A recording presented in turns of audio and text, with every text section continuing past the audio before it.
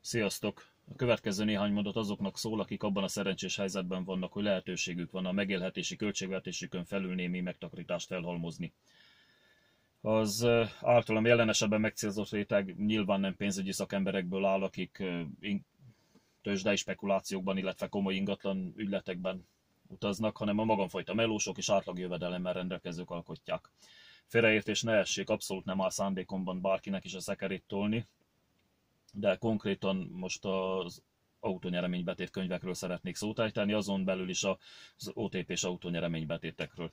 Más bankok is foglalkoznak ezzel a típusú lekötésekkel, csak éppen sokkal rosszabb arányokat alkalmazva, így jóval kisebb esélyekkel kecsegtetve, de erre most hadd ne kelljen külön kitérnem.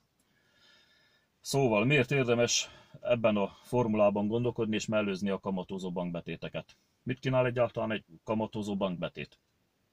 Bármilyen portfólióról is beszélünk, gyakorlatilag semmit. Legalábbis 1-200 ezeres nagyságrendig az alacsony jegybanki alapkamatnak hála magasabb költséggel jár a lekötés fenntartása, mint amennyi hozamot egyáltalán produkál.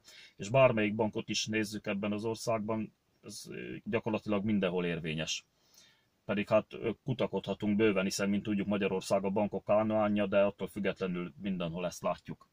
Milliós tételnél már ugyan találkozhatunk némi profittal, viszont ez annyira kevés, hogy sok esetben még az infláció mértékét sem éri el. És itt jön képbe az autónyereménybetét.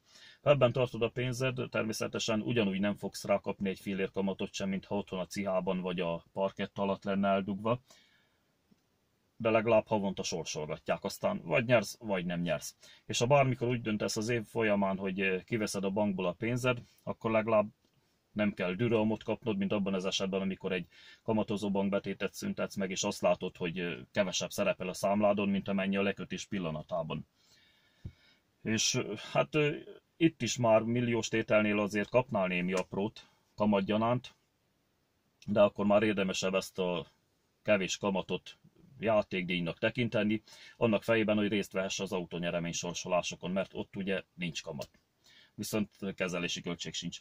És autónyeremény betétkönyveknél, amit még így gyorsan meg kell említenem, hogy 50 ezeres címletet érdemes, illetve azt célszerű vásárolni, mert abból van a legkevesebb, és legalább 4-5-ször annyit húznak belőle, mint az 5000-es, 10 000-es vagy a 20 000-es betétkönyvekből.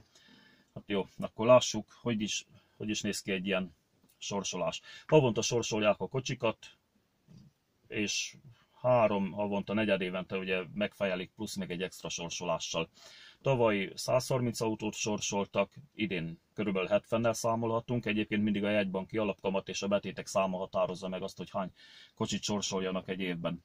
Na mindegy, tehát, hogy mondtam, idén körülbelül 70-nel számolhatunk, de azért, hogy egyszerűbb legyen számolgatni, tehát az egyszerűsítés kedvéért számoljunk egy éves 100-as átlaggal. A betétkönyvekkel járó esélyeket pedig nevezzük esélyegységnek. Tehát, hogyha van egy 50 ezeres autónyereménybetét könyved, és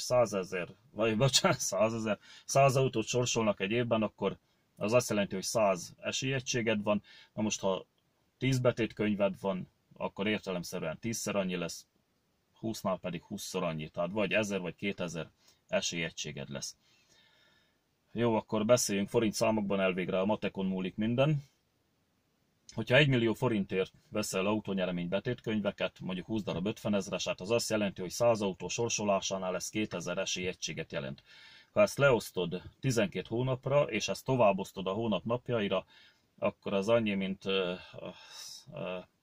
akkor az naponta 6 sorsolásnak felel meg. Tehát ez akkor pontosan úgy fog kinézni, mintha egy betétkönyvesként, itt feltételes módban egy betétkönyvesként, ugye az átváltás kedvéért mondom így, egy betétkönyvesként naponta 6 sorsoláson vennél részt az év minden napján. Na most ez mennyibe kerül neked? Tehát pontosan annyiba kerül neked, de mennyi kamatról mondasz le 1 millió forint esetében. Most mennyi 1 millió forintnál a kamat? Hogyha ezt lekötöd egy évre, akkor extrém magas éves kamathozamnál, mert a mai világban nálunk a 3%-os kamat, 3% extrém magas kamatnál, mert mai világban nálunk a 3% már extrém magasnak számít. Tehát 3%-os extrém magas kamat esetében ez 30 000 forint egy évre, amiről ma leugranak a banki költségek legalább 4-5 címszó alatt, és ha szerencsés vagy, kapsz körülbelül 11-2 ezer forintot. Vagyis havi 1000 forintért volt bent az 1 millió forintod a bankban, és erről fogsz lemondani azért, hogy ugye inkább autónyereményben legyen a pénzed. Magyarul havi 1000 forintért fogsz részt venni, egybetétkönyvesként napi 6 sorsoláson, hogyha az esélyegységeket vesszük ugye figyelembe. Itt ezt az egybetétkönyvet azért mondom, hogy feltételes módban kell kezelni, csak az átváltás kedvéért emlegetjük így. És hát ahogy mondtam, havi 1000-esért 6 sorsolás naponta az év minden napján. Szerintem sokkal jobbak ezek az arányok, mint amit mondjuk a lottó kínál, tehát most, hogy több az esély, vagy nem több, fene tudja, de a lényeg az, hogy a lottóra többel megy, sokkal több. És azt még azért megemlíteném, hogyha valaki akkor a mázlista, hogy bejön neki egy, vagy esetleg még több nyeremény is egyszerre, ez úgy működik, hogy az első, tehát eldöntheted, hogy a pénzt viszed, vagy az autót. Ha a pénzt viszed, akkor az első nyeremény az abszolút adómentes, a másodiknál kell csak fizetni a 15% SZIA-t, de azt is csak akkor, hogyha egy éven belül nyernél még egyet. Tehát ha mondjuk egyszerre kettőt nyersz, akkor persze az egyik után fogsz fizetni, de a másik után nem. Hát így röviden ennyit szerettem volna mondani erről a dologról, meg hát ahogy emlegettik ezt, ugye, hogy bármikor bejöhet. Hát köszönöm a figyelmet, szevasztok!